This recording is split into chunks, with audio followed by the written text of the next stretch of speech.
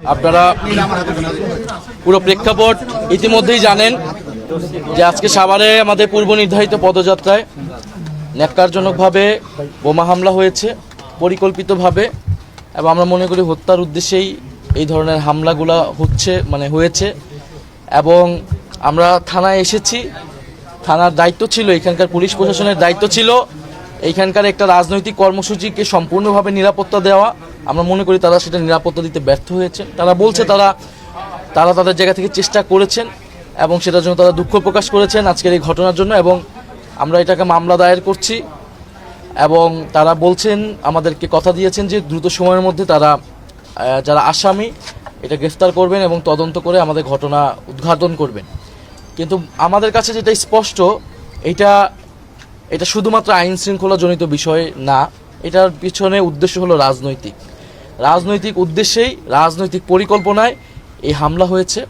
আপনি দেখেন যে স্বরাষ্ট্রমন্ত্রী উনি বড় বড় কথা বলছেন, আওয়ামী লীগের দাফন হয়ে গেছে, এই হয়ে গেছে, সেই হয়ে গেছে, কিন্তু এই যে নিষিদ্ধ ঘোষিত ছাত্রলীগ, আওয়ামী লীগ তারা বিভিন্ন জায়গায় মিছিল করছে, সেটা তারা থামাতে পারছে না। তো এটা স্পষ্টভাবে একদিকে মুখে কথা বলা হচ্ছে বড় বড়, কিন্তু প্রশাসনিকভাবে তাদেরকে আশকারা দেওয়া হচ্ছে। সারা দেশের বিভিন্ন জায়গায় ফ্যাসিস্টদেরকে পুনর্বাসনের সাথে সরাসরি বিএনপি জড়িত। তারা বিভিন্ন জায়গায় 5ই আগস্টের পরে মামলা বাণিজ্য করেছে, মামলা দিয়েছে, সেই মামলার ভয় দেখিয়ে তাদেরকে এক ধরনের ব্ল্যাকমেইল করেছে, তাদের ভোট নিয়েছে, তাদের থেকে টাকা পয়সা নিয়েছে এবং তাদেরকে এখন সন্ত্রাসী কার্যক্রম করাচ্ছে। ফলে এখানকার যে স্থানীয় এমপি, আমরা মনে করি এটা তারও দায়, এবং তার এখানে সংশ্লিষ্টতা আছে কিনা এটাও খতিয়ে দেখতে হবে। এবং সেইটা আসলে এই সাভার মডেল পুলিশ থানা মডেল পুলিশ কতটুকু পারবে এটা আমরা নিশ্চিত নই। আমরা জনগণের কাছে এটা বলে গেলাম, আমরা আমাদের আনুষ্ঠানিক যে কার্যক্রম, আইনি কার্যক্রম আমরা সেটা এখানে করলাম, কিন্তু আমাদের রাজনৈতিক প্রতিরোধ এটার বিরুদ্ধে থাকবে। ফ্যাসিস্টদেরকে যারাই পুনর্বাসিত করবে, প্রশ্রয় দিবে, বা সন্ত্রাসীদের এই ধরনের বোমাবাজির রাজনীতি যারা বাংলাদেশে আবার নতুন করে শুরু করতে চায়, তাদের বিরুদ্ধে অবশ্যই জনগণ প্রতিরোধ করবে এবং এনসিপি সেটাকে সংগঠিত করবে।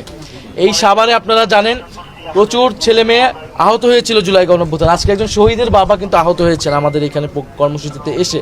ফলে এটা স্পষ্টই স্বরাষ্ট্রমন্ত্রী, প্রধানমন্ত্রী তাদের আইন শৃঙ্খলা নিরাপত্তাজনিত ব্যর্থতা, তারা আওয়ামী লীগের এই প্রশ্ন ডিল করতে পারে নাই, জনগণকে কোনো নিরাপত্তা দিতে পারে নাই, এবং যদি এই নিরাপত্তা দিতে না পারে তাহলে তাদের ক্ষমতায় বা গদিতে বসে থাকার অধিকারও তারা খুব শীঘ্রই হারাবে বলে আমরা মনে করি। ফলে আমরা দ্রুত সময়ের মধ্যে এটার বিচার চাই। কারাই হামলা সাথে জড়িত ছিল, সে যেই হোক না কেন, এইটার সঠিক তথ্য সামনে আসতে হবে এবং তার বিচার নিশ্চিত করতে হবে। আর যদি এটার বিচার নিশ্চিত না হয়, ওসমান হাদি হত্যা হয়েছে, বিভিন্ন জায়গায় জুলাই যোদ্ধাদের উপর আক্রমণ হচ্ছে, শুধু জুলাই যোদ্ধা না, যে কোনো নাগরিকের উপরেই কিন্তু হামলা হতে পারে, ধর্ষণ হচ্ছে।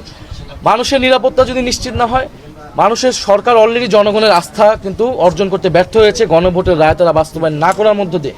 সংস্কার বাস্তবায়ন করলে আজকে পুলিশ কিন্তু নিরপেক্ষভাবে কাজ করতে পারত, পুলিশ কমিশন হতো, তখন কিন্তু এইখানে স্থানীয় এমপির প্রভাবের বাইরে যায়, রাজনৈতিক প্রভাবের বাইরে গিয়ে পুলিশ জনগণের বা যে কোনো রাজনৈতিক পক্ষের এখানে নিরাপত্তা নিশ্চিত করতে পারত।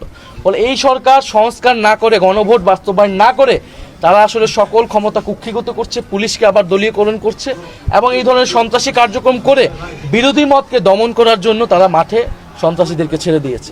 তবে সরকার এই পরিকল্পনা যদি থেকে থাকে, তারা এটাতে সফল হবে না ইনশাল্লাহ। আমরা মনে করি জুলাই মাস চলতেছে, আমরা জুলাই মাসে 5টা দাবি নিয়ে নেমেছি। গণভোটের রায় বাস্তবায়ন করা, আমরা বলেছি সীমান্ত হত্যা প্রতিরোধ করব, সীমান্ত সুরক্ষা করব, পুশিন প্রতিরোধ করব, কর্মসংস্থান সৃষ্টি, বিদ্যুতের যে বিভ্রাট, বিদ্যুৎ সংকট নিরসন এবং কর্মসংস্থান সৃষ্টি, দ্রব্যমূল্য নিয়ন্ত্রণ। আজকে আপনারা জানেন যে বিদ্যুৎ নিয়েই কিন্তু আজকে এই যে বিদ্যুৎ বন্ধ করে খুবই পরিকল্পিতভাবে এই হামলাটা করেছে।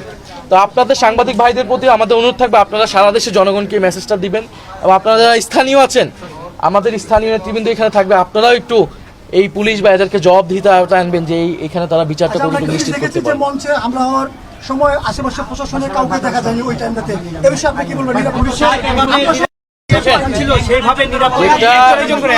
এইখানে 2জন এমপি এই প্রোগ্রামে উপস্থিত ছিল।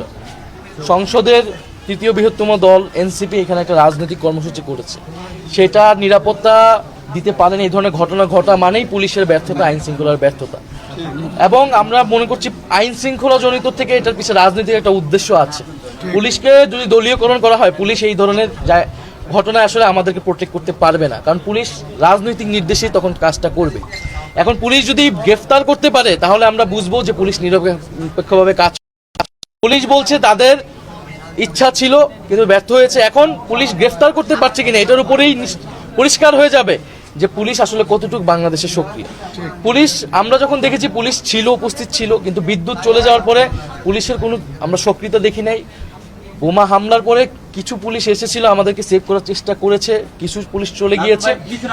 আমরা তারা বলছে চেষ্টা আছে। এখন আমরা দেখতে চাই মুখে নয়, গ্রেফতার করার মাধ্যমে যাদের যে চেষ্টা আছে ন্যায় বিচার নিশ্চিত করা, সন্ত্রাসীদের গ্রেফতার করা, সাভার এলাকার মানুষের নিরাপত্তা নিশ্চিত করার, এটা আমরা প্রমাণ পাবো যদি তারা গ্রেফতার করতে পারে সন্ত্রাসীদের। ধন্যবাদ।